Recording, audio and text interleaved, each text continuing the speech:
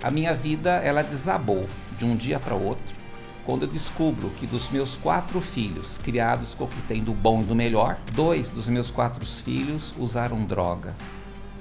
E um deles desenvolveu uma doença chamada dependência química por cocaína e entrou para o mundo da criminalidade. Tido um filho na droga, naquela situação de sucesso... Foi um chamado. Eu entendi que aquilo era um chamado.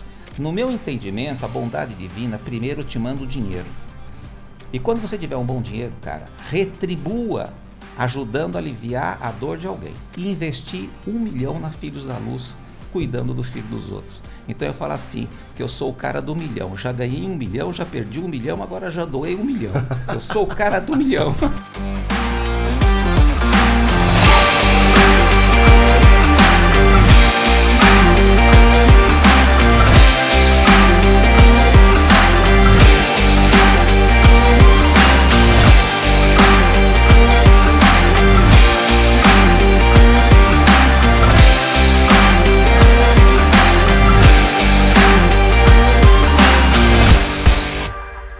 Fala galera, tudo bem? Estamos aqui, primeiro podcast do ano 2026, um ano lindo, feliz ano novo para vocês. E a gente já vai começar com a régua lá em cima. Eu trouxe hoje um convidado, o Ronaldo, ele é fundador do Filhos da Luz. Eu vou te dar uma dica. Todas as vezes que você estiver achando que você está fazendo muito pelo outro, bate um papo com esse cara. Você vai ver que você está muito longe ainda de conseguir sequer pensar em transformar a vida de alguém. Eu faço isso e me ajuda muito. Toda vez que eu começo a achar que eu tô indo bem, eu ligo pro Ronaldo e falei, Ronaldão, como é que estão as coisas? Aí eu falo, cara, eu tenho que trabalhar muito ainda para poder conseguir chegar no nível desse cara. É um prazer tê-lo aqui, trouxe de São Paulo e hoje a gente vai bater esse papo. Tenho certeza que vocês vão aproveitar bastante. Ronaldão, cara, muito obrigado por ter vindo. Chegou hoje 5 da manhã em Macaé, né? Cara. Fui te buscar lá na rodoviária. Foi uma viagem extremamente boa e uma experiência maravilhosa de viajar de São Paulo até Macaé, meditando um pouquinho sobre a vida, né? Porque quando você tem uma viagem de ônibus, você não tem muito o que fazer, ainda mais noturno, né? Então a gente vai meditando ao longo da vida o que foi até hoje, o que é hoje, o que a gente vai ser para frente.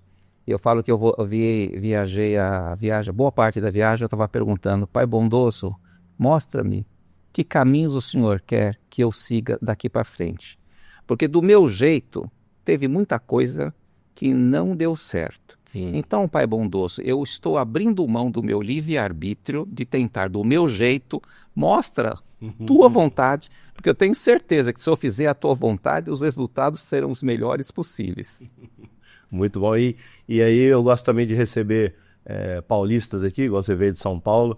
Passo pela praia, já dá aquele impacto, né? Aquele sol lindo saindo de manhã às 5h15.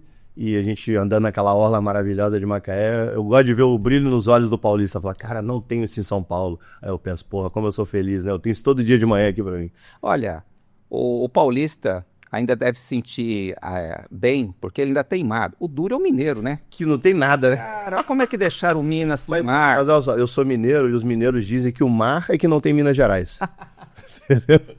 Mas o mar, ele representa a beleza da vida, né? O nascer do sol sem ter nenhum edifício por trás, ver o sol nascer, ver o sol se pôr, apreciar a beleza. Um dos grandes problemas hoje da nossa sociedade, muitas pessoas perderam o olhar para o belo. Você abre o teu celular na internet, você só vê roubo, morte, assassinato, sequestro, acidente. Nós perdemos essa humanidade de olhar o belo. E é isso que está adoecendo. O grande número de pessoas com transtornos psiquiátricos é por causa das notícias ruins que nós aceitamos como se fosse a coisa mais natural do mundo. Eu vejo muito pela minha avó, né? A minha avó tem 86 anos. Você já conheceu minha avó? Não. A mãe do meu pai. Ela é minha madrinha também, né? Então ela já me criou desde novinho, assim. E ela assiste essas coisas tudo, linha direta, sei lá, esses programas malucos aí que o cara tá entrando na favela, tá dando tiro, não sei o quê. Toda vez que eu vou lá, meu filho tem que tomar muito cuidado. Esse mundo tá muito violento. Estão matando gente o dia inteiro. E não pode andar na rua e não sei o que. Eu falei, vó, para de assistir esse programa. Assiste outra coisa. Não, mas tá horrível mesmo, meu filho. Então a gente tem que tomar cuidado com o que assiste, com o que de qual fonte que a gente se alimenta, né? Porque a gente acaba projetando isso e essa coisa fica de alguma forma na nossa mente. Isso adoece e nos faz ter um olhar para a vida, um olhar de medo. E o medo de ser assaltado, medo de ser enganado, o medo inibe os negócios, inibe a inovação, inibe você querer coisas diferentes. O grande problema hoje do mundo empresarial e das pessoas em geral é o medo. Nós temos medo de envelhecer, medo de adoecer, medo de morrer. Medo de perder dinheiro. Medo de perder dinheiro. Sabe? E esses medos ocupam um tempo muito grande dentro da nossa mente que a gente podia estar pensando em outras coisas, né? Em valores morais, né? Naquilo que a gente precisa melhorar interiormente. Eu acho que o primeiro exercício para melhorar, para fazer preciso aprender a ter mais paciência dentro de casa. Olha, esse é um exercício que todos nós deveríamos fazer. Muito bom.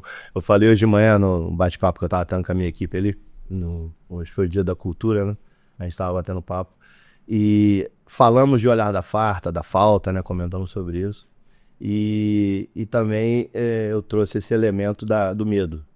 O medo inibe a pessoa ao ponto dela permanecer numa empresa por medo de pedir demissão e não receber, sei lá, a rescisão que ele tem para receber. A pessoa prefere permanecer num ambiente ruim, talvez anos, semanas, meses, do que pedir demissão e sair, porque tem medo do que vai acontecer, medo do desemprego, medo de abrir mão de uma rescisão, medo da falta de dinheiro. Então o medo realmente é um mal que a gente tem que combater. E o medo, ele vem junto com outro ingrediente, que é o tédio, né? Muitas vezes eu estou numa atividade dentro da empresa entediante, mas eu não consigo sair daquilo porque o medo também não deixa.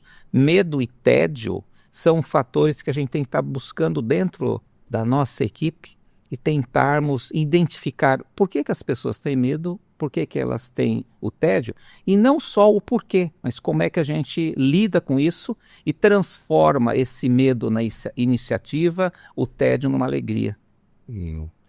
Tem aquela música do Renato Russo que ele fala, o medo de ter medo de ter medo. E por falar em medo, vamos falar de coragem, né? Conta um pouquinho dessa história. Como que o Ronaldo, empresário, bem-sucedido, final da década de 80, alguma coisa assim, caminhou para ser esse empreendedor social hoje, doutor em recuperação de dependente químico e dono e fundador de 10 unidades do Filhos da Luz, que funcionam de forma gratuita para as pessoas. Outro dia eu estava fazendo uma regressão de memória e voltei aos 16 anos, né? Hoje eu tenho 65. Voltei aos 16 anos. Eu falo que quando eu tinha 16 anos, eu coloquei 2 objetivos na minha vida. Objetivo número 1, entrar na faculdade. E não podia ser qualquer faculdade, porque eu não tinha dinheiro. Só servia a Universidade de São Paulo, na cidade de São Paulo. Ou seja, só tinha uma faculdade que me servia, porque eu não poderia estudar em outro lugar. Então eu queria entrar na USP, Universidade de São Paulo. E eu queria ganhar $1 milhão antes dos 30 anos. Eu só estudei em escola pública. Eu não sei o que é estudar em escola particular. E para poder chegar na faculdade, eu fiz o último ano de cursinho, o terceiro colegial e cursinho. Eu só podia estudar 1 hora por dia, mas com muita disciplina. E eu passei em primeiro lugar no vestibular da FUVEST, que era o acesso à universidade, numa área que era a segunda área mais concorrida. E eu sempre digo que eu fui o cara que estava no lugar certo, na hora certa, com as pessoas certas, e tudo deu certo. E realmente eu tive um sucesso empresarial e profissional meteórico. Poucas pessoas da minha área conseguiram ter isso. Eu estava comentando contigo que eu cheguei a ter uma carteira de pacientes pagantes todo mês, de 1.360 pacientes pagando todo mês. Isso hoje é muito difícil você ter. E eu sempre me perguntei, por quê? Porque todo mundo estuda trabalho, por que parece que alguns as coisas dão mais certo do que os outros, né? A gente sempre fica perguntando a questão do sucesso. Eu falo que sucesso ele não pode só ser medido por uma questão econômica, patrimônio, lucro, dinheiro aplicado em banco. nós temos que ter também uma dimensão espiritual do sucesso. E eu sempre me perguntei, por que que Deus me deu um sucesso maior do que os outros? E quando eu estava no auge desse sucesso, morando numa linda casa de esquina, num dos condomínios mais chiques, né, da região da Grande São Paulo, quando você é o cara que chegou lá, a minha vida ela desabou de um dia para outro, quando eu descubro que dos meus 4 filhos, criados com o que tem do bom e do melhor é aquilo que o dinheiro podia comprar, né? Okay. O melhor clube, a melhor escola. 2 dos meus 4 filhos usaram droga. E um deles desenvolveu uma doença chamada dependência química por cocaína e entrou para o mundo da criminalidade. Você não imagina que aquele cara de sucesso empresarial tem um baita problemão dentro de casa. A família não suportou, a família implodiu. Eu sempre digo que eu chorei durante eu chorei durante 3 horas sem parar, fazendo aquela pergunta, aonde foi que eu errei? E aí depois eu descobri, primeiro, que eu não errei, eu dei o meu melhor, dentro daquilo que eu sabia naquele momento. Mas você podia enxergar.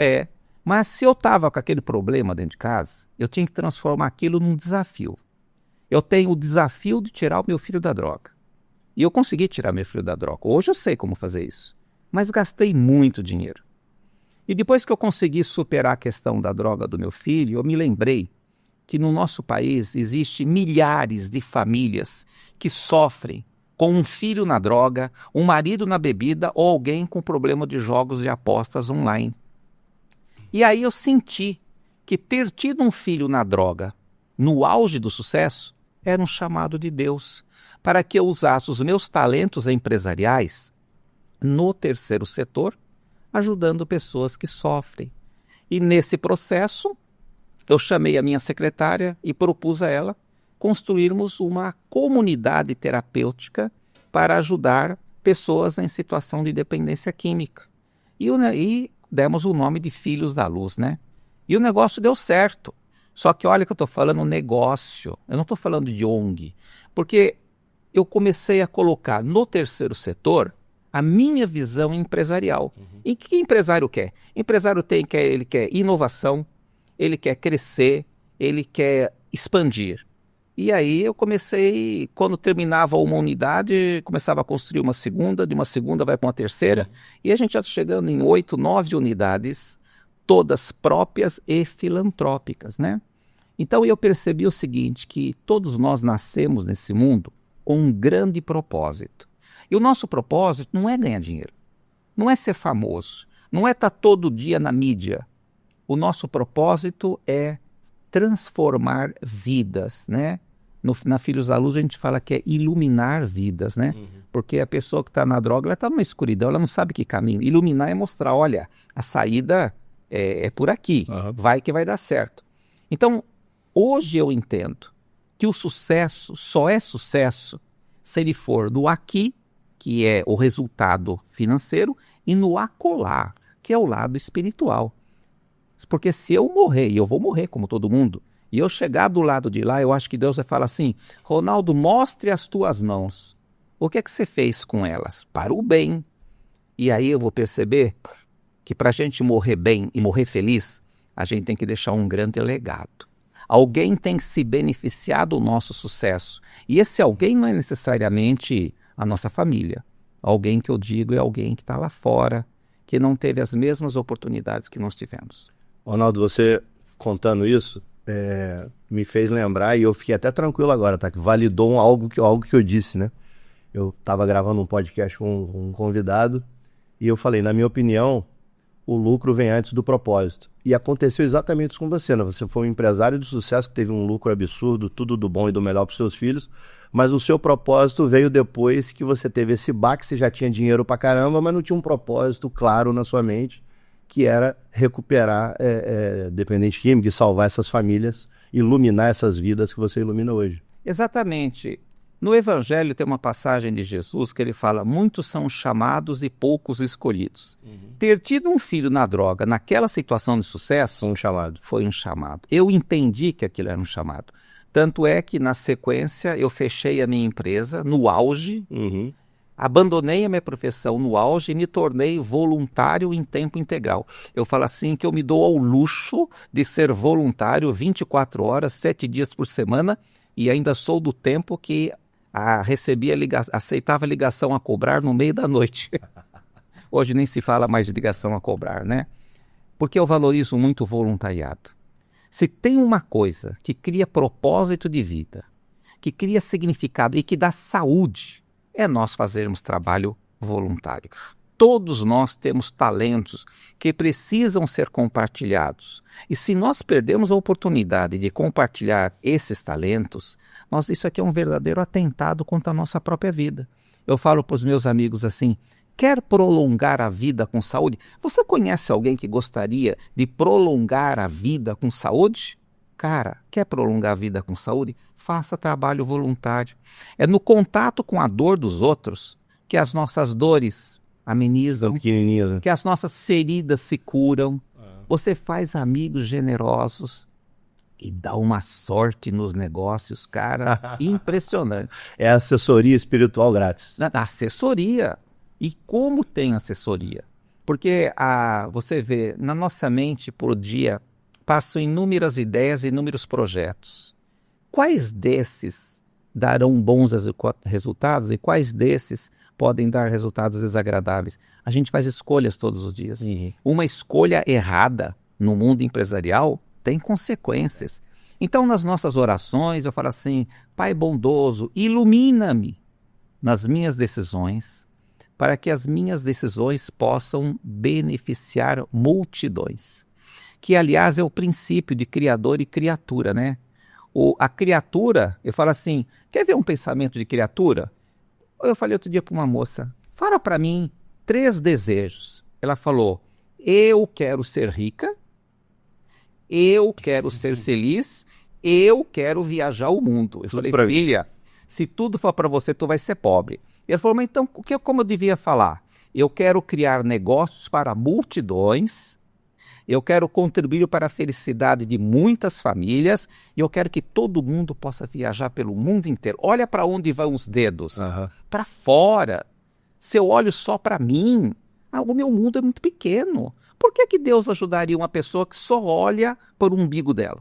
Não, cara, vamos pensar em coisas grandes para os outros. Porque veja bem, se eu crio negócios prósperos e lucrativos para muitas pessoas, eu por tabela fico rico. Sem dúvida. Eu criei um propósito. O dinheiro, ele é meio, ele não é fim. Dinheiro é meio para a gente fazer o bem. Isso. No meu entendimento, a bondade divina primeiro te manda o dinheiro. E quando você tiver um bom dinheiro, cara, retribua ajudando a aliviar a dor de alguém. Porque se você acumular um patrimônio e não fazer nada pelo outro, não deixar um legado pelo outro, isso é egoísmo. Isso é um atentado contra a generosidade divina. E a gente tem o mau hábito de esperar. Quando eu tiver dinheiro, eu ajudo. Quando eu tiver condições, eu ajudo. Mas você pode ajudar, muitas vezes, não é só com dinheiro, mas é com atenção, com tempo, com doação de tempo, como você disse, voluntariado. A questão do dinheiro, eu aprendi uma lição dolorosa. Há muito tempo atrás, numa operação desastrada na Bolsa de Valores, eu perdi R$1 milhão em 6 meses. Como é que você imagina você chegar em casa e dizer para a mulher que você perdeu R$1 milhão? A segunda coisa que me doeu muito foi não ter perdido R$1 milhão, porque era uma opção de risco. Foi o quanto de caridade que eu poderia ter feito com aquele dinheiro. Meu Deus! Olha, eu aceitaria perder o R$1 milhão se a minha consciência não tivesse me cobrando o quanto você poderia ter feito de caridade. O quanto você poderia ter ajudado. Aí eu falei: Pai bondoso, me ajuda. Ele falou assim: tem paciência. E aí eu esperei. Não é que as ações se recuperaram, cara. Quando virou R$1 milhão, vendi todas e investi R$1 milhão na Filhos da Luz, cuidando dos filhos dos outros. Então eu falo assim, que eu sou o cara do 1 milhão. Já ganhei 1 milhão, já perdi 1 milhão, agora já doei 1 milhão. Eu sou o cara do 1 milhão. E hoje você tem quantas pessoas em tratamento? A Filhos da Luz, em média, ela tem 100, 103 pessoas em tratamento. Mas nós temos uma capacidade instalada de 150. porém não temos recursos. Porque terceiro setor, você tem que analisar como empresa. Eu falo que a Filhos da Luz não é uma ONG ou uma OSC, nós somos uma empresa social. Eu falo assim, que eu já brinquei de empresário e a minha consciência disse que eu fui bem. Agora eu estou num novo desafio, se tornar o empreendedor social. Aquele que vê uma ferida, uma dor da sociedade e fala, é comigo. Eu vou doar, eu vou emprestar os meus talentos para ajudar a resolver um problema da nossa sociedade que o governo não consegue resolver, que as religiões não conseguem socorrer. Eu acho que inovação no terceiro setor é a gente olhar para esse lado. E aí as coisas começaram a dar muito certo. Ser empreendedor social é o passo seguinte. Se você quer ser empresário, ótimo. Você se torna empresário, mas lembrando que o teu objetivo final não é morrer empresário. Para você morrer feliz, você precisa ser um empreendedor social. E certamente todos os empresários, pessoas de negócio que estão assistindo esse podcast, têm hoje dentro das suas empresas, dentro do seu negócio, pelo menos uma pessoa com problema de dependência química, seja álcool, seja cocaína, qualquer uma dessas drogas horríveis aí. Eu utilizo esse recurso aqui na empresa. Sempre que eu tenho um problema aqui, eu peço ajuda pro Ronaldão, a gente manda o nosso colaborador para lá e ele volta recuperado. Já fizemos isso mais de uma vez e eu recomendo que todos façam. Agora, Ronaldo, como que funciona isso? Porque todo mundo pensa Filhos da Luz e acha que é uma entidade... Já você não cobra nada, né, para as pessoas estarem lá, né, pros vamos chamar de clientes, né, dos Filhos da Luz. Eles têm todo o acesso a essa recuperação, ao estudo da recuperação mental, física, moral, etc. Mas como que esse negócio se sustenta, já que não é uma ONG? Explica pra gente, pô. Quando a Filhos da Luz começou, e eu senti que aquilo era a minha missão, eu pegava inicialmente todo o recurso financeiro da minha empresa e colocava a serviço da Filhos da Luz, né? E era um montante razoável. Certo. Até que um dia um empresário muito amigo falou, Ronaldo, muito bacana esse teu desapego de pegar todo o dinheiro da sua empresa e colocar para aliviar a dor do outro. Mas se você morrer amanhã, quem é que continua isso? A tua ONG vai fechar. Foi aí que eu tomei a decisão de fechar a minha empresa, abandonar a minha profissão e começar a buscar a autossustentabilidade. Talvez a pergunta correta seria assim, Ronaldo, quem é que paga a conta? Eu falo, quem paga a conta? Quem ama o próximo. Porque por eu ter tido todo esse patrimônio, eu me senti um devedor da lei divina. E eu entendo que nós precisamos exercer a generosidade como uma forma de retribuição, como uma forma de agradecimento, até para os nossos negócios serem prósperos, né?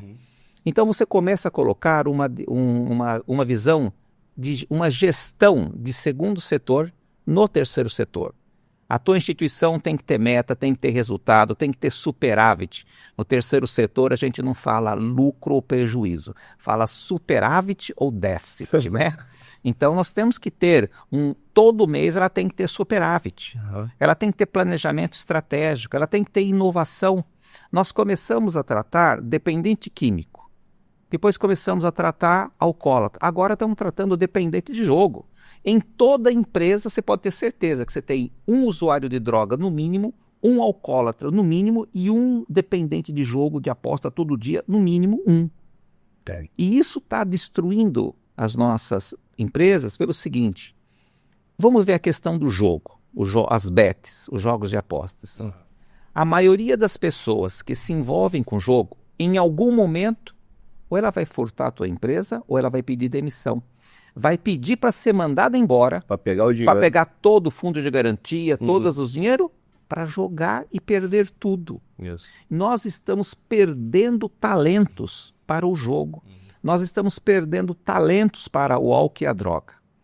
E de repente nós podemos estar perdendo os nossos filhos. Aí outro dia um empresário meu falou assim, graças a Deus nenhum dos meus filhos usou droga. Falei, maravilha, mas tu vai ter neto. O que garante que o teu neto ou o teu bisneto não vá por esse caminho? Hoje não existe mais família blindada. Não existe mais família. Não existe. Nem esse filho que já foi criado, digamos assim, tem 20 e poucos anos, até essa idade não usou droga, amanhã ele pode se envolver com alguém, experimentar e acabou, cara. Só... Ótimo. Depois da pandemia, aumentou drasticamente na Filhos da Luz o número de mulheres alcoólatras. No começo da nossa instituição, quase não tinha mulheres alcoólatras. Eu lembro que você abriu uma unidade exclusiva para mulheres, não é isso? Então, a Filhos da Luz hoje ela tem 4 unidades masculinas, uma unidade só para mulheres, e nós temos a primeira unidade do Brasil exclusivamente para dependente químico do grupo LGBT. Não existe isso. Uma unidade que só acolhe e põe para tratamento pessoas, mulheres trans, homens trans, gays, pessoas desse grupo. Além disso, nós temos 2 repúblicas de pós-tratamento. Quando ele termina o tratamento, ele tem um lugar para ficar. Nós temos um albergue assistencial e um grupo de família que ensina a nossa filosofia, como tirar filho da droga e marido da bebida sem gastar dinheiro. Você já imaginou que informação rica que a gente tem? E ó, é passo a passo. É igual uma empresa. É tudo, né? É processo. Você faz isso, o resultado esperado é esse. Você toma essa decisão e a entrega é essa. Se as famílias fizerem o que a gente sugere, tem 80% de chance do filho sair da droga sem a família gastar dinheiro. Ou seja, nós temos algo que é bom para o Brasil, que é bom para a tua cidade, que é bom para a tua família, para a tua empresa. E a boa informação, ela precisa circular. A gente precisa falar daquelas coisas que você acredita, porque vai beneficiar alguém. E eu me lembro quando nós nos conhecemos, em 2016, lá no Meta Riqueza, em São Paulo, eu fiquei muito impressionado com a sua história, não pelo fato de você ter construído essa sua instituição que está rodando bem hoje, na época já era de sucesso, né? Está mais agora, mas pelo fato de você ter, através de um baque gigante que você tomou na vida, tem gente que se mata porque perdeu um carro, né? Então você teve um filho, 2 filhos, né, dependentes químicos, dentro da sua família, como você disse, ruiu, e você teve a tranquilidade, não sei se pode usar tranquilidade, mas o discernimento para poder transformar aquilo tudo ali em algo muito maior, recuperar os seus 2 filhos da droga e ainda ajudar outras famílias, né? Então isso aí me impressionou muito. Naquele dia que eu te conheci, isso ficou marcado para mim. Eu acho que está muito ligado à questão da espiritualidade. Espiritualidade não é religião. A religião tende a dividir pessoas. Espiritualidade tende a unir pessoas, né? Aí entra também o conceito de fé. Fé, para mim, não é as coisas acontecerem do jeitinho que eu quero. Fé, para mim, é a convicção que na hora dos meus grandes apertos, alguém vai chegar, estender a mão e iluminar o meu caminho. Porque ninguém consegue sucesso, inclusive econômico, sozinho. Você só conseguiu sucesso na tua profissão porque você teve alguém que te deu um conselho, te mostrou uma oportunidade, um grupo de colaboradores. Eu só posso crescer dentro da Filhos da Luz até onde a minha equipe consegue chegar. Portanto, se eu quero que uma instituição cresça, eu tenho que dar mais atenção à equipe, treinamento. Aí entra aquele conceito de AIA, né? Atenção, interesse, amor. Conhecer muitas vezes as limitações da pessoa, mas também saber o potencial que ela tem. Eu diria que recuperação hoje é você conseguir despertar no outro o potencial de criatividade e bondade que ele tem lá dentro dele. As pessoas, elas melhoram em 2 condições. Aliás, esse é o meu conceito de definição de felicidade, né? Felicidade para mim é 1, ter saúde. 2, cuidar de alguém. 3, saber que alguém cuida de você. Veja que no casamento é mais ou menos isso que a gente tem. O que é um casamento feliz? Eu cuido de você e você cuida de mim. Eu me preocupo com você, você se preocupa comigo. Eu te escuto, você me escuta. É essa troca que vai nos humanizando. E para isso, a gente precisa viver mais os valores do Evangelho, né? Outro dia alguém perguntou, Ronaldo, qual é o segredo dessa tua serenidade diante da dificuldade? Primeiro eu falei, olha, você não me viu nervoso, eu também entendi que eu estou péssimo. Mas o grande segredo da serenidade é seguir um exemplo, uma lição do Cristo, quando ele diz, não julgueis. Não julgue, não condene, não compare, não critique. Abençoa. compreenda o outro. Boa parte dos nossos sofrimentos é porque a gente julga, critica, condena, compara, e aí a gente fica mal. Eu tenho uma frase que diz assim: Ronaldo, a tua indignação te adoece. Você já ficou indignado dentro de casa, na empresa? A tua indignação te adoece. Hoje eu já fiquei 2 vezes, só pra você ter uma ideia. Se eu quero ter saúde, Da manhã. se eu quero ter saúde, eu preciso não ficar indignado. Aí está aquele olhar do Cristo, né? Eu gosto muito de dizer o seguinte, que Deus deu ao ser humano uma característica natural, que é a compaixão por quem sofre. Quando você vê uma pessoa, um idoso morando na rua, você tem compaixão. Quando você vê uma criança que nasceu com um defeito grave, você tem compaixão. Quando você vê uma pessoa internada num hospital, você tem compaixão. Quando você vê um cachorro com patinha quebrada, você tem compaixão. Nós temos uma compaixão natural por quem sofre. Eu falo que isso já está no DNA nosso. Mas, geralmente, só existe quem sofre porque tem alguém que faz o outro sofrer.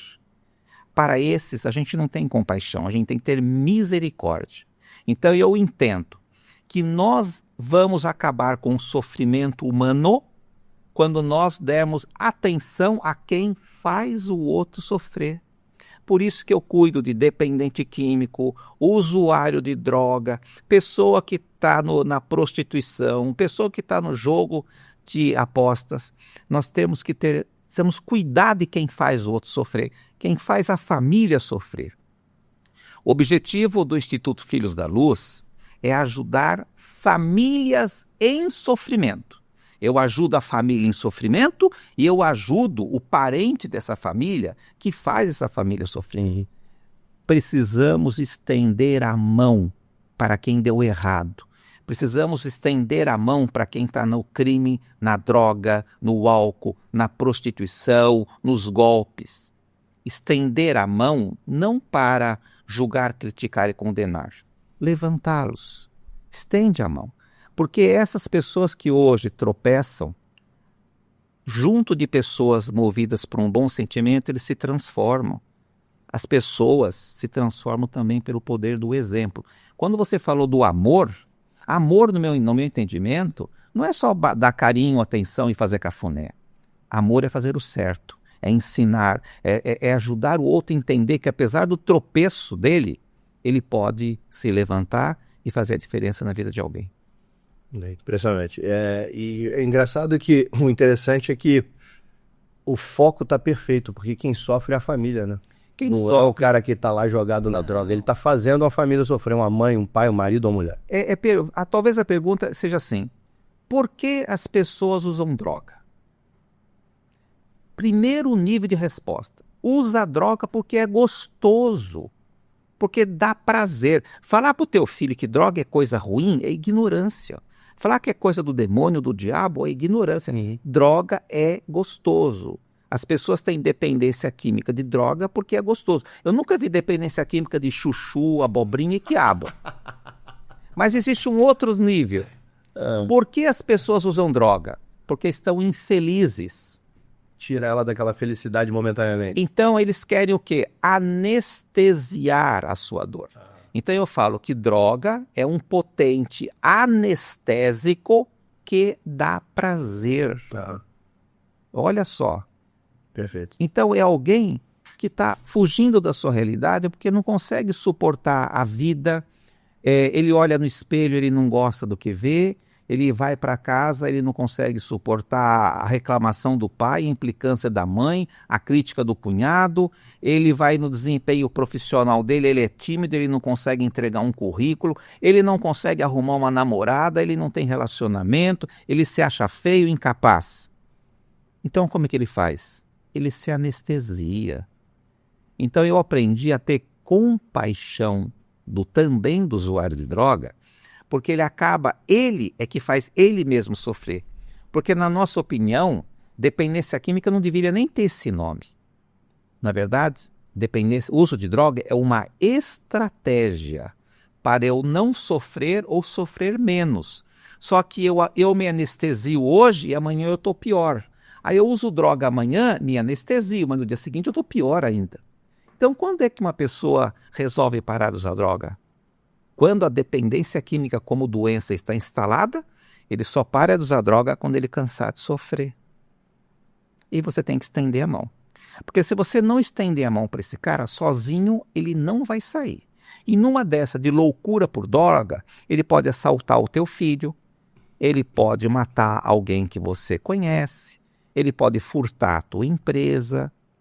Então, não é só ter compaixão, tem que ter misericórdia, né? Não adianta também se isolar em condomínios com muros altos, porque uma hora você vai na rua e você pode ser vítima disso. Aliás, essa foi a estratégia. Eu me mudei para um condomínio chique, porque lá eu sabia que eu não seria furtado. E não fui. Uhum. Ninguém assaltou minha casa, não precisou. Meu próprio filho furtava a minha empresa. Meu filho furtou a minha empresa, furtou a empresa da mãe, destruiu o carro da família. Mas eu não fui assaltado dentro do condomínio. Porque o meu filho, para usar droga, ele saía do condomínio e ia para a favela. Uhum. Que tinha condições financeiras disso, liberdade e tal. Porque a droga está muito ligada ao dinheiro. Quanto maior for o salário do pai, mais vulnerável o filho é para a droga. Droga é coisa de quem tem dinheiro, não é droga de pobreza. Um país que tem droga é um país que tem uma economia forte. Você vê, hoje no Brasil, a última estatística de uso de droga no Brasil é 3,2% de 2015. De quê? 3,2% de quê? Da população? Da população usuária de droga. Hoje eu calculo que seja 4% no Brasil. Mas no Canadá está em 14%. Na Europa é 8%. Uhum. Você amanhã você manda teu filho para a Austrália, Estados Unidos e Canadá para fazer intercâmbio. Volta viciado. A chance de ele voltar fumando maconha é imensa. No ensino superior nos Estados Unidos tem mais gente fumando maconha do que fumando cigarro comum. Então, muito cuidado com essa história de mandar teu filho para o exterior para ele aprender inglês, que você pode estar entrando numa fria, sem perceber. É verdade, isso é verdade. Isso aconteceu comigo. Eu mandei, dos meus 4 filhos, 3 já foram para o exterior. E um, com 18 anos, foi para os Estados Unidos para o Canadá fazer intercâmbio e fumou maconha lá pela primeira vez na vida. Né? Então, está sujeito a esse tipo de coisa. Está sujeito a tudo isso. E o que nós podemos fazer, né?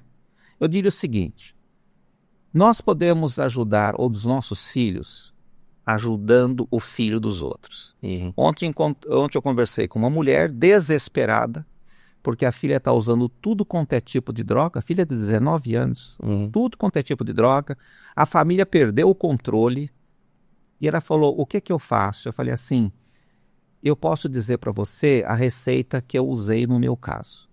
O meu filho era usuário de droga, dependente químico de cocaína no mundo da criminalidade. Era um caso perdido.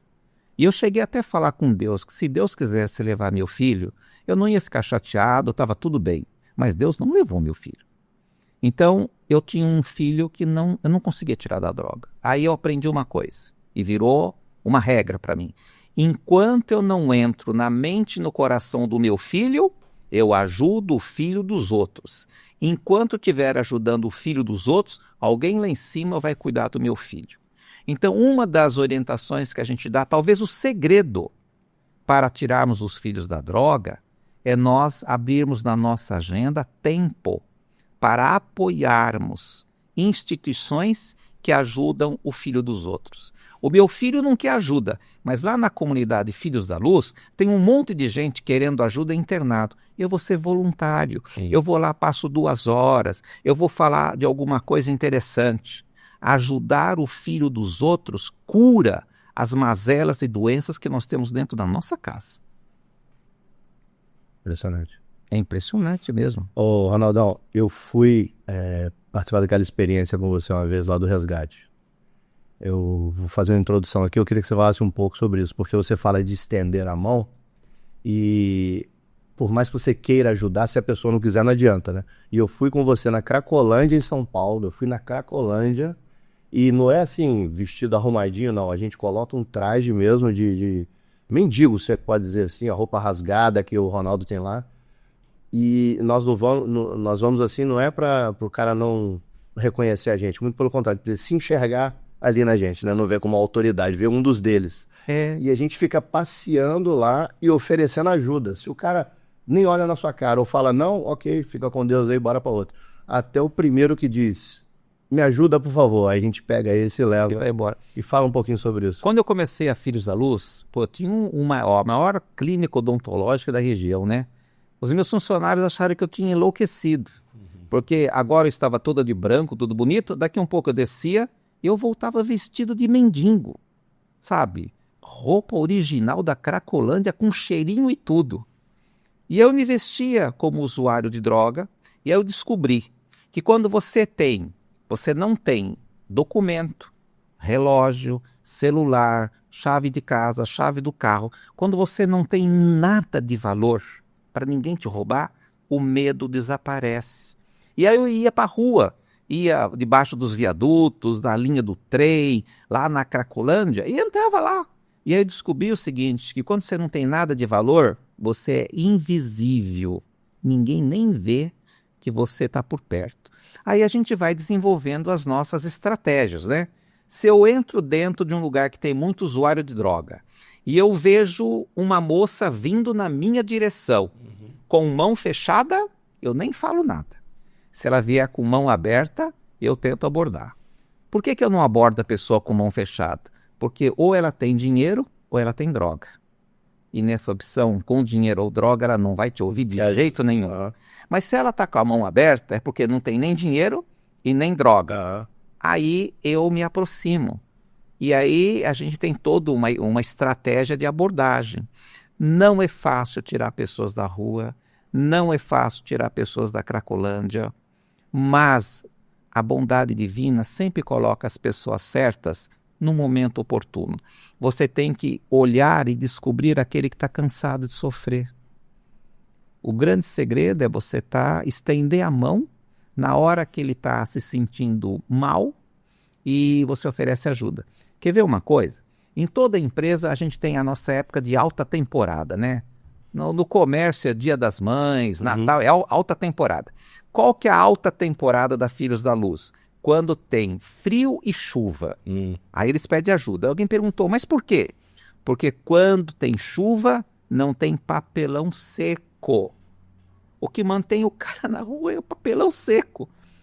Deitar e dormir. Exato, quando não tem papelão seco, geralmente eles pedem ajuda. Então, fez chuva, tá frio, todo mundo na rua. Inverno é cheio, Filhos da Luz entra. Lota. Aí faz calor, sobe. Nós temos um albergue. No inverno, e choveu, lota o albergue. Fez calor, todo mundo sobe. Metade não aparece. E, Ronaldão, qual que é a taxa de recuperação? Você tem esse KPI lá, esse indicador? Qual que é a taxa de recuperação e o tempo médio de um dependente químico? Olha, um dos grandes problemas na nossa área é que nós não temos indicadores confiáveis. Quando você trabalha numa empresa, você tem indicador. Indicador de qualidade, de eficiência, de retorno financeiro, você tem margem de lucro, são indicadores. Isso. No nosso trabalho, o grande problema é que a gente não tem um indicador padronizado, validado. Então, na Filhos da Luz, a gente usa o seguinte indicador: cumprir um programa de recuperação. Nosso programa de recuperação é de 6 meses. Cumprir um programa de recuperação. Em 2024, nós fizemos essa tabulação e chegamos à conclusão que, na Filhos da Luz, o índice de conclusão de tratamento é 30%. Conclusão. Conclusão. Okay. O que é um índice muito alto comparado com a média, mas usando também os nossos critérios. Mas aí vem uma outra coisa interessante. Metade das pessoas desistem no primeiro mês. Então, se eu quero melhorar os meus indicadores, eu tenho que investir no primeiro mês de tratamento. Eu tenho que ter uma unidade só de acolhimento dos primeiros 30 dias. E aí nós fizemos uma pesquisa. Dessa metade de pessoas que desistem no primeiro mês, por que eles desistem? 70% dos que desistem por causa de Bolsa Família. O maior inimigo da recuperação de droga hoje na Filhos da Luz é Bolsa Família. Nossa. É porque ele tem o dinheiro para receber. Então, ter dinheiro no bolso ou a expectativa de vir a tê-lo É o suficiente. é o suficiente para ele desistir. Portanto, uso de droga está ligado a dinheiro. Aham. Dinheiro que eu tenho, que minha família tem, ou que eu posso receber do governo. Outra coisa que alimenta o uso de droga é herança. Por que eu vou trabalhar? Essa casa vai ser minha. Por que eu vou trabalhar? Meu pai já tem essa empresa inteira. Então, dinheiro, herança, facilidades. E nós, como família, nós damos muitas facilidades. Outro dia alguém perguntou assim, Ronaldo, como é que faz para tirar filho da droga? Eu falei, fácil. Tirar filho da droga é fácil. Corta a verba. Não, transforme a sua casa numa empresa. Se você pegar o que você põe dentro dessa empresa e pôr na tua casa, você tira filho da droga e marido da bebida. Vamos lá. O que é que tem numa empresa que não tem na nossa casa? Regras. Numa empresa, se o funcionário faltar durante a semana, ele perde o domingo remunerado. Se ele faltar um certo número de vezes ao ano, ele perde as férias. Então, numa empresa existem regras, existem perdas. Então, como é que você tira filho da droga? Colocando dentro da tua casa regras e perdas. Nós demoramos 10 anos para fazer a nossa estratégia. A nossa estratégia para tirar filho da droga e marido da bebida sem gastar dinheiro também serve para filho que não quer estudar, filho que ofende pai e ofende mãe. A regra é a mesma. É assim. Pega uma cartolina e vai escrever as regras da casa. Regras claras e por escrito e perdas inteligentes por amor, vírgula, escritas na mesma linha. Regras claras e por escrito e perdas inteligentes e por amor, escritas na mesma linha. Eu dou um exemplo. Regra número 1. Arrumar a cama. Regra número 1. O almoço nessa casa será servido todos os dias da semana, inclusive sábado, domingo, feriado, dia do jogo do Corinthians, do Flamengo, do Fluminense, do meio-dia a 12h30. Ponto. A regra está clara? Tá. O horário está claro? Falei que é todo dia, que não tem exceção? Essa é a regra. Aí vem a perda. Quem não almoçar nesse horário, não almoçará depois, porque eu vou trancar a cozinha e o que sobrar eu vou jogar pro cachorro. Vírgula. Aí vem a frase mágica. Porque eu me recuso a dar facilidades para quem não cumpre as regras da minha casa. Eu me recuso. Ensine pai e mãe a falar eu me recuso, que ela tira o filho da droga, que eu lhe tiro o filho da droga. Agora você viu que a regra é desse tamanho, né? Não.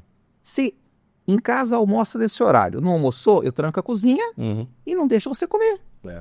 Eu enxergo o seguinte, Ronaldo, que às vezes essa falta de não dizer não para um filho pode ser uma culpa que o pai ou a mãe tem por estar ausente, aí quer falar sim tudo. Eu tô te falando isso porque eu já passei por isso. Por um período, com um dos meus filhos, eu ficava oferecendo facilidades para ele por conta de ausências minhas por causa do trabalho. E isso só estava prejudicando, até o dia que eu consegui enxergar e cortei isso. Mas eu enxergo que muitas vezes a gente oferece uma facilidade para compensar uma ausência, e aí é que está o problema, né? Então, dá dinheiro, dá carro, dá vida mansa dentro de casa. A nossa casa não pode ser um hotel. Não pode ser um hotel. O nosso filho não é dono da casa. Isso. Casa é do pai e da mãe. Lá ele é hóspede. É isso aí, é hóspede, perfeito. Existem 3 sentimentos que dominam a família e faz o filho sair do rumo certo. Medo, culpa e vergonha. Por onde é que começa o tratamento de um dependente químico? Pela mãe ou pelo pai? O que é que você vai tratar na família? O sentimento de medo, culpa ou vergonha. Se você conseguir fazer aquele pai perder o medo, perder a culpa e perder a vergonha, ele tira o filho da droga.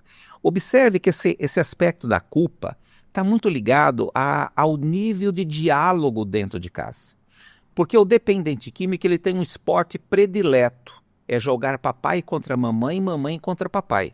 Aí o pai reclama da mãe, que a mãe não é presente e não dá amor ao filho. A mãe fala que o culpado é o pai, porque ele fica trabalhando e não está presente dentro de casa. E aí ele fica livre para usar droga. No mundo da dependência química não há culpados. Nós estamos falando de uma doença. Aconteceu. O que nós temos para aprender aqui? Eu falo que o ser humano, existem duas perguntas que o ser humano usa e não sabe entender o valor. Quando temos um filho na droga, nós fazemos a pergunta clássica, e eu fiz isso. Meu Deus, por que o senhor me deu um filho usuário de droga? Porque quando eu pergunto o porquê, geralmente eu estou olhando para trás e eu estou buscando um culpado. A pergunta não é por que Deus te deu um filho de droga, é para quê? Senhor, para que o Senhor me deu um filho usuário de droga no meio de um sucesso? Para você criar filhos da luz, para você ajudar a criar, ajudar famílias que sofrem. Transforme a dor em amor. Se alguém te atira uma pedra, pega essa pedra, faz um alicerce para construir uma casa. Transforme todo o prejuízo que você teve, toda a dor que você teve em amor. Eu tive um casamento de 28 anos que desmontou. A minha família implodiu. E eu pergunto, para que, Senhor, eu passei por essa provação dolorosa? Para que agora você entenda o que é que você poderia ter feito diferente que teria evitado isso. Um dos grandes erros que eu tive dentro do casamento foi quando tive o filho na droga, para tentar conseguir que a mãe ajudasse no processo de recuperação, eu a fazia se sentir culpada. Você que lê o Evangelho, como é que você pode não se empenhar? Eu a fazia se sentir culpada. Nós, pais e mães, e maridos e esposas, nós temos uma mania de querer que o outro mude comportamento, fazendo-o se sentir culpado. Então hoje eu aprendi que quando eu quero corrigir alguém ou ajudar alguém, primeira providência, não aumente a aflição de quem já está aflito. Não faça o outro se sentir culpado. E aí vai depender muito do jeito de você falar. Como é que eu faço o outro se sentir culpado? Quando eu uso o idioma de guerra. Sabe o que é idioma de guerra? É o eu com você. Olha, Tairone, eu estou muito chateado porque você não cumpre os combinados. Olha, eu estou com muita raiva porque você não fez o que a gente tinha combinado. Você viu que eu usei o eu, você? Uhum. Você só destrói o outro. Então eu brinco assim, como dar bronca no marido sem abalar o casamento? Usa o idioma da paz. Idioma da paz é para dar bronca. E qual é o idioma da paz? É eu com eu.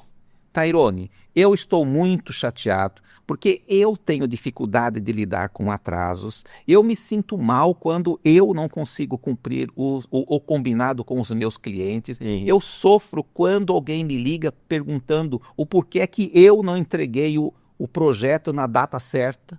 É o eu com eu. Então, quando você estiver diante de alguém que você ama, ou até de alguém complicado, e você quer amenizar a situação, só converse no eu com eu. Uhum. Nunca eu com você.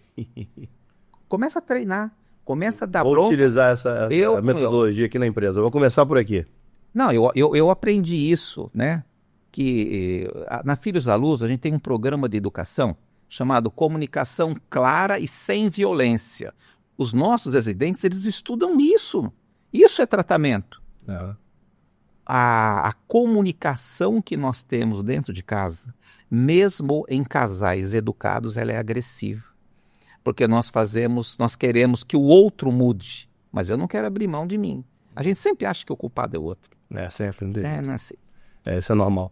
A gente estava numa reunião familiar, agora no final do ano, e a pergunta era, o que te afasta de Deus? Aí cada um falava ali e tal. Aí eu fiquei pensando, o que me afasta de Deus? Eu falei, meu rancor é um sentimento ruim, né? Então isso aí de alguma forma me afasta de Deus. Aí o pessoal começou a falar, né, como combater isso. Eu falei, gente, vamos fazer o seguinte, vamos passar para o próximo tópico, deixa o meu rancor guardado, depois eu trato ele. Então esse é um problema que eu tenho realmente e preciso tratar. Mas cada um tem que enxergar dentro de si o que tem, né? Que eu lembro que lá na Metanoia nós fizemos uma dinâmica que a gente fez um brinde aos nossos demônios, né? O Roberto Trajano estava lá e tal, mas aquilo era extremamente simbólico para a gente representar o seguinte, eu identifico o meu problema e vou tratar ele, vou resolver. Eu acho que o primeiro passo para esse tratamento é você reconhecer aquilo que tem dentro de você, não o que tem no outro, mas sim o que tem dentro de você. Então, como é que funciona na Filhos da Luz a questão dos defeitos pessoais, né? Veja bem, se o meu defeito é o rancor, eu tenho que dar aula sobre rancor. Se o meu defeito é o medo, eu tenho que dar aula sobre o medo. Eu preciso falar do meu medo, falar da minha fraqueza. Gente, o que fortalece uma pessoa não é combater a sua fraqueza silenciosamente, é eu abrir o coração. Eu sempre falo para os nossos residentes, né, que se vós confessardes os vossos pecados diante dos homens, os vossos pecados serão perdoados. Aí eu explico que perdoado não é passar uma borracha como se nada tivesse acontecido.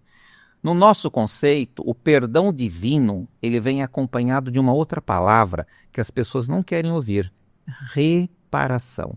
Os nossos pecados só são perdoados pela nossa própria consciência quando nós reparamos os erros cometidos.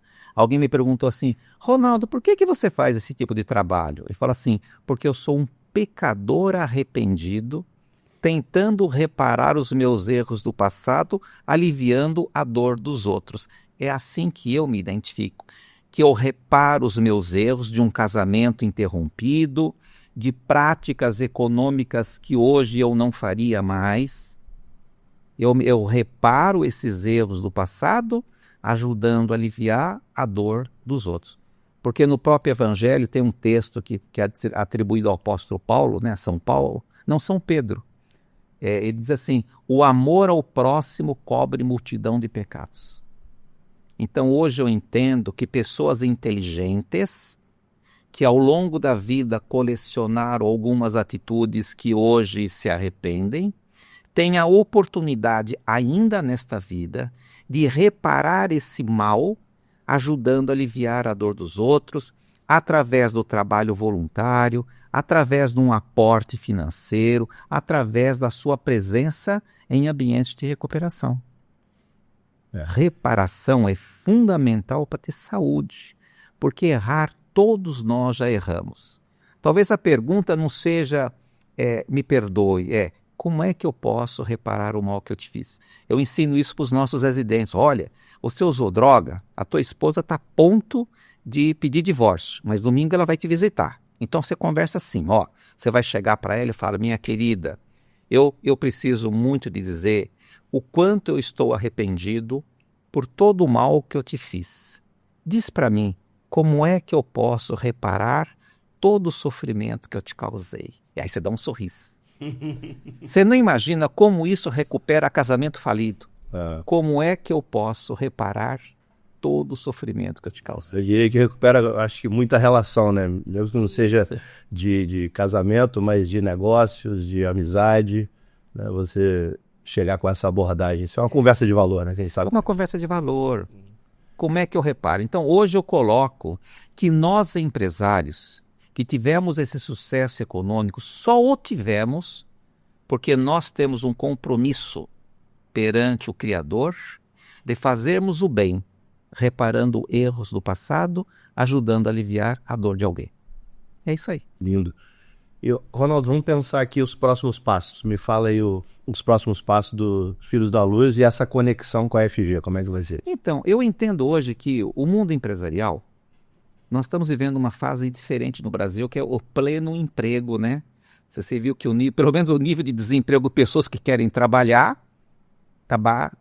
o nível de desemprego é baixo, e todas as empresas hoje carecem de mão de obra. A primeira pergunta que você me fez aqui, a gente andando na área, você perguntou: e como que está a questão da mão de obra aqui? Tem gente para trabalhar, não sei o quê? Nós vamos precisar motivar pessoas a trabalhar na nossa empresa. Até hoje nós motivamos dando salário, benefícios, criando plano de carreira, mas nós nos esquecemos de criar significado.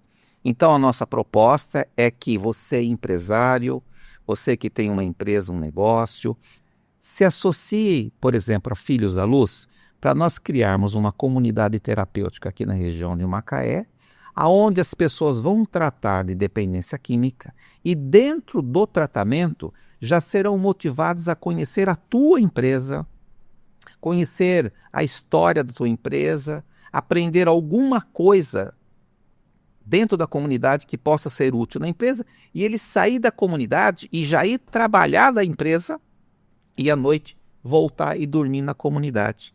Então nós podemos fazendo duas coisas: recuperamos pessoas, tiramos a pessoa do fundo do buraco e estamos formando pessoas comprometidas com o nosso negócio. Poucas pessoas estão percebendo o potencial de trabalho também dessas pessoas recuperadas. Trazer essas pessoas para dentro da empresa.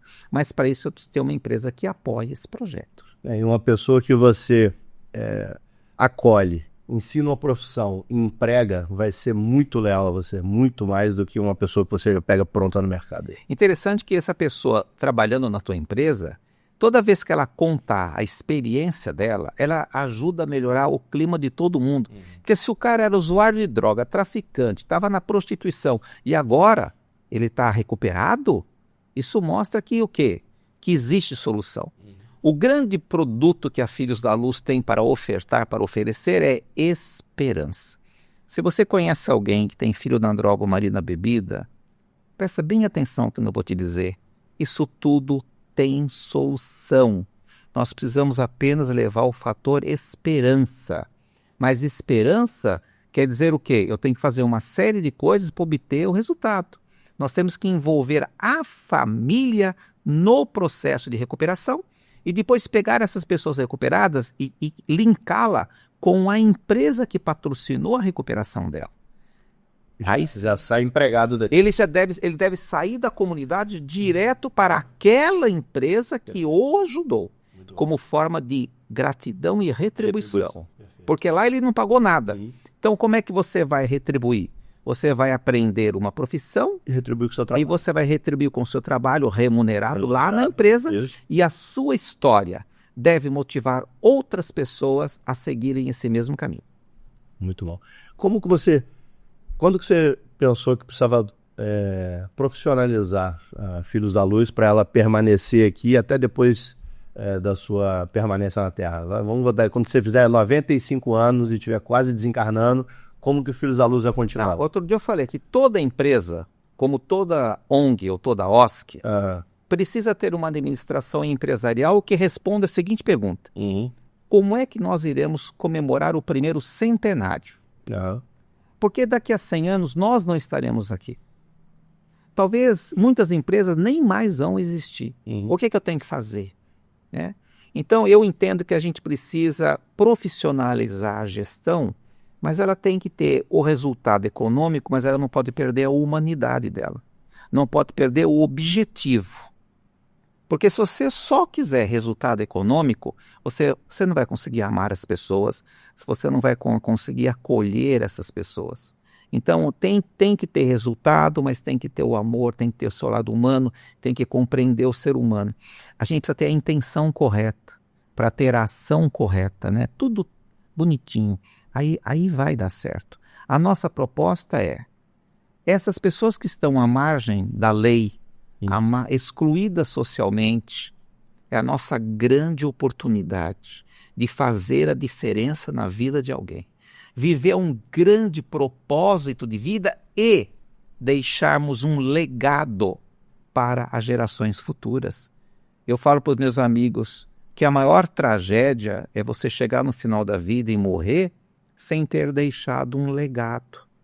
Nem sempre empresa é legado. Legado é aquilo que você abriu mão do seu conforto para beneficiar alguém e que outras pessoas continuarão se beneficiando daqui a 5, 10, 15, 20 anos. E como é bom isso? Como é boa essa sensação? Faz bem. Muito bom. Nós precisamos colocar no nosso currículo. Eu acho que a primeira coisa que eu tenho que colocar num currículo é qual é o trabalho voluntário que você faz. Quando eu vou fazer seleção de pessoal, a primeira pergunta é: qual é o trabalho voluntário que você faz? Porque pelo tipo de trabalho voluntário eu já sei com quem eu estou lidando. E quanto tempo você faz esse trabalho voluntário? Eu já estou vendo o caráter da pessoa, as intenções daquela pessoa. Eu dou muito valor numa entrevista quando o indivíduo fala: eu fiz trabalho voluntário. Isso mostra muita coisa para mim. E a gente pode criar dentro da empresa um programa de voluntariado corporativo. A nossa empresa tem um programa de voluntariado e esse voluntariado vai ajudar esta e aquela instituição. E criarmos isso, porque você vai gerar significado para o teu colaborador. Perfeito. E hoje você tem, dentro dos Filhos da Luz, uma governança instaurada? Por exemplo, quem é o diretor-presidente é você? Quem é a pessoa que assume quando você está fora, por exemplo, quando você está aqui? Existe um grupo de investidores? Como que funciona essa estrutura? A Filhos da Luz, ela funciona ela tem um nível de governança interessante, porque a gente tem um conselho deliberativo, que são os guardiões do patrimônio, da marca e do propósito. Okay. Depois você tem uma diretoria executiva que faz a operação no dia a dia. E depois você tem o corpo dos colaboradores. E existe uma hierarquia. E eu acho muito importante para a tua instituição crescer, tão logo quanto possível, determine quem é o teu sucessor. Pessoal, estou determinando que fulana é a minha sucessora natural. E dê a essa pessoa o direito de errar, o direito de começar um projeto que você não concorda, mas você tem que prestigiar o outro. As instituições e as empresas, elas crescem quando a gente abre mão do controle. Porque se eu tenho uma instituição onde só eu mando, e eu vou ficar 10 anos como diretor-presidente, amanhã você morre, a tua instituição, ela desaba. Inclusive, na minha reunião com os meus liderados, a primeira linha do contrato empreendedor que eu tenho com cada um, que é o nosso combinado particular, né, entre líder e liderado, é o seguinte: quem é o seu substituto? A pessoa tem que, se não tiver, você tem que definir um substituto. Quando você estiver de férias, se amanhã você sair, ou se você for promovido para outra função, quem é o seu imediato ali que vai assumir? Você precisa preparar essa pessoa. Essa é uma gestão, esse é um tipo de gestão inteligente e humanitária. Então você utiliza isso no final? A gente já utiliza isso e eu acho que todo mundo devia. Agora, você tem que abrir mão do controle. Eu acho que a doença do empresário, muitas vezes, é o controle. Eu não confio nas pessoas, eu acho que elas não são capazes, aí eu não deixo ninguém agir. Tudo passa por... Você não cresce, entendeu? Você não cresce. O segredo de você crescer empresarialmente é você confiar e treinar a tua equipe. Equipe treinada e liderada. Na Filhos da Luz, quando é que eu demito um colaborador? Quando ele não consegue ser liderado. Esse é o critério. O primeiro critério de demissão, cara, não consigo liderar essa pessoa. Então, ela não serve no nosso time. Porque o cara, para ser um bom líder, ele tem que ser um excelente liderado. Outro dia, já tem um tempinho, no final meio do ano passado, chegou um rapaz na minha sala, aí falou: Otário, eu estou muito motivado aqui na empresa, eu quero aproveitar as oportunidades, e eu queria te perguntar, como é que eu faço para me tornar um líder? Aí eu falei: seja um excelente liderado. Aí ele parou para pensar, falou: entendi. Eu falei: ok, vai lá. Seja o melhor liderado que você puder ser na vida, que você vai se tornar um bom líder. Eu diria assim: aprenda a obedecer sem reclamar. Porque o líder, ele não tem a obrigação de dizer para todos os liderados tudo que está passando na cabeça dele. Não dá. Não dá. Então, e não vai conseguir ensinar tudo em 2 dias. E você precisa confiar no outro. Ele tomou essa decisão, né? Porque ele está vendo algo que eu não estou vendo e eu confio nessa tomada de decisão dele. Agora, o terceiro setor, ele é muito maravilhoso, porque no terceiro setor você não é movido só ao lucro, você precisa ter propósito. É fundamental, eu digo assim, toda empresa tem que ter um braço social e toda instituição tem que ter um braço empresarial. Para mim isso é óbvio. A tua empresa, quer que a tua empresa cresça, tenha um braço social. Mostre para o teu colaborador que o resultado econômico da empresa não é para enriquecer o dono, e sim para tornar o mundo melhor para todos. Aí quando ele percebe que o trabalho dele ajuda o outro, ele fica mais motivado. Ele se sente parte daquele todo. E a entrega dele vai ser melhor, o comprometimento vai ser melhor. Interessante que hoje, pena que você não devia ter te convidado para participar, porque eu conversei muito sobre isso hoje, que hoje foi uma reunião sobre PLR, né, que é a participação nos lucros e resultados do ano passado. E um dos pontos que eu falei foi exatamente isso. Falei: cara, se tiver alguma pessoa aqui dentro pensando que está trabalhando para me enriquecer, está com a mentalidade totalmente errada. A gente está trabalhando para o cliente e para nos enriquecer, porque participação no lucro e resultado existe para quê? Para mostrar a boa intenção da empresa, de que todos fazem parte e vão ter um pedaço da fatia no período lá, no final do ano, no meio do ano, sei lá quando for, do que for combinado. Então, quanto mais lucro a empresa tiver, mais todo mundo vai ganhar. E tá todo mundo no mesmo barco. Não posso ter um grupo jogando água para fora do barco e outro para dentro, né? Mas você já imaginou se esse programa de distribuição de lucros, você acrescentar também o lado social do trabalho voluntário? Então não é só resultados econômicos, são resultados econômicos e sociais da empresa. Porque 2 colaboradores que executam a mesma tarefa, mas um no horário de lazer dele, ele faz um trabalho voluntário em algum projeto da empresa, ele mostra um grau de comprometimento cada vez maior. Gente, o trabalho voluntário, ele é fundamental para as nossas empresas chegarem ao primeiro centenário. Porque você se vê como família. Qual é o grande objetivo da empresa? Todo mundo tem que se ver como uma família. Eu cuido de você, mas você cuida também de mim. Eu me preocupo com você, mas você também se preocupa com o conjunto. É isso. E o problema é que muita gente tem uma boa iniciativa, mas ruim de acabativa.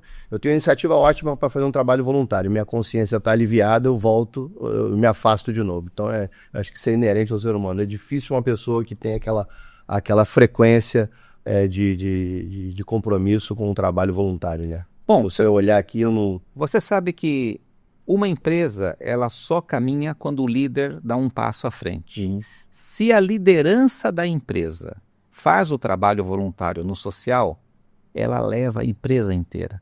Então a gente tem que trabalhar muito a liderança, para que eles também deem a sua contribuição, para que eles também estejam presentes. E nós vamos melhorar a qualidade dos relacionamentos a partir do trabalho voluntário. Existem problemas da empresa que você corrige no trabalho voluntário. Como eu estava te falando, um dos grandes problemas da empresa é a comunicação, truncada ou violenta. Aí o cara vai lá na Filhos da Luz e vê a palestra ou aula de comunicação clara e sem violência. Ele vai aprender lá dentro da comunidade algo que ele vai usar dentro da empresa. Como lidar, né? Lá a gente explica, né? Como lidar com um parente complicado. De repente eu não tenho dentro da empresa parente complicado. Tem um líder complicado. Mas eu tenho um líder. Isso. Você vê empresas complicado. Você vê empresas que um departamento não fala com o outro. Sabe? A gente vê muito disso. Aquela coisa truncada. Então você pode resolver isso fazendo trabalho voluntário. E isso aí gera retrabalho, gera acidente, gera perda de tempo, redução da margem e menos contribuição para o social. Porque falta dinheiro, não tem grana para o social. E aí a pessoa também, o que ela faz? Ela troca, ela desiste do emprego por diferença de R$50 no salário. Para se livrar daquele ambiente. Nós não podemos perder os nossos talentos. Está difícil você repor pessoas, treinar pessoas e depois essa pessoa ir embora. Então eu entendo que um dos fatores que retém pessoas numa empresa é a oportunidade de um trabalho voluntário que gera significado. Essa é a nossa estratégia. Tem dado certo. E Ronaldo, a gente está chegando no final do nosso podcast aí. Tem mais de 1 hora, impressionante, passa muito rápido. Eu queria que você deixasse uma mensagem final para 3 grupos de pessoas, tá? Um empresário que quer se tornar um empreendedor social, como você e tal. Para a família que tem algum filho ou parente na droga e está sofrendo, tá? E para o usuário. Então vamos lá, para o empresário. Meu irmão, as coisas deram certo na tua vida porque essa é a tua missão. Mas essa tua missão é um presente de Deus que a gente precisa retribuir. E eu só consigo retribuir as bênçãos que a bondade divina nos ofertou, ajudando a aliviar a dor dos outros. Invista uma parte do seu tempo no trabalho voluntário. Invista uma parte dos seus lucros em obras sociais. Porque obras no bem rendem dividendos vezes 100. Gosto muito disso. Para aquela família que sofre com a dependência química, você que tem um filho na droga ou marido da bebida, saiba que tem esperança. O problema tem solução. E a solução passa pela mudança de comportamentos da família. Acrescentando também que a família que tem um filho na droga, diante da justiça divina, é uma família que foi convidada a ser voluntária na causa. Deus te deu um filho usuário de droga para você se motivar a ajudar o filho dos outros. Que o segredo para tirar o filho da droga, além da mudança de comportamento, é eu cuidar do filho dos outros. E para você aí que tem um problema sério com bebida, com álcool ou com jogos, abra teus olhos. Porque se tem uma coisa que você quer na vida, você quer ter família. E é incompatível família com bebida, com droga ou com jogo.